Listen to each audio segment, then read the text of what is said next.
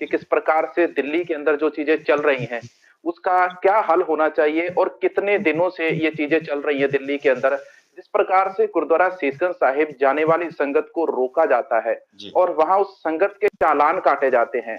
एक व्यक्ति का 20,000 का मोटरसाइकिल है और उसका 5 लाख रुपए का चालान कट जाता है। जी। इसके ऊपर आप क्या कहना चाहेंगे? देखिए, सबसे पहले तो ना, सबसे पहले बड़ा एक्शन लेना चाहिए था जो दिल्ली गुरुद्वारा प्रबंधक कमेटी है। सबसे पहले तो उन्हीं को एक्शन लेना चाहिए था। अगर उनके हाथ से बात निकलती है तो एसजीपीसी को इसमें इन्वॉल्व होना चाहिए था। एसजीपीसी को अकाल तख्त साहिब से भी कॉल आनी चाहिए थी, पूरी संगत को इकट्ठा होना चाहिए था। अगर वहां से बात नहीं बन रही तो पंजाब में मुख्यमंत्री है भगवंत मान साहब, और भगवंत मान साहब के आका बैठे हुए हैं दिल्ली, दिल्ली के मुख्यमंत्री केजरीवाल। वो मैंने पहले कई बार पहले बोल चुका हूं कि वो एक बाणिया है, बाणिया कभी किसान का मजदूर का भला नहीं करता, वो उसको लूट सकता है।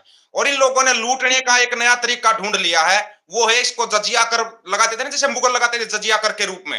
ये जजिया जी, कर जी। लगा लो या आप इसको चालान लगा लो, अगर इसका समय रहते समाधान नहीं किया गया ना, आज अगर ये दिल्ली गुरुद्वारा शीशगंज साहिब के अंदर हो रहा है तो ये पंजाब के अंदर भी लागू कर देंगे। ये क्या करते हैं, वीरजिन की स्ट्रेटजी रही है, आज से नहीं कभी से रही है। ये धीरे धीरे करके वो देखते हैं हिला हिला के कि लोग जिंदा हैं या मर चुके हैं, इनका जमीर मर चुका है, कहीं जिंदा तो नहीं है। ऐसे ही इन्होंने देखो बैंकों को बेच दिया, रेलवे को बेच दिया, सब कुछ कर लिया था इन्होंने। फिर लेके आए 3 कृषि कानून। समय रहते किसान जागरूक थे, पंजाब के किसान जागरूक थे, हरियाणा के किसान जागरूक थे, वो 3 कृषि कानून रद्द करवा दिए। उसके बाद भी ये कुछ ना कुछ नया लेके आते हैं, हिला हिला के लोगों को देखते हैं कि इनके अंदर ताकत बची या नहीं बची है। अब डायरेक्ट तो ये पंजाब में गुरुद्वारा साहिब में कहीं गाड़ी खड़ी करने पर कर जुर्माना नहीं लगा सकते।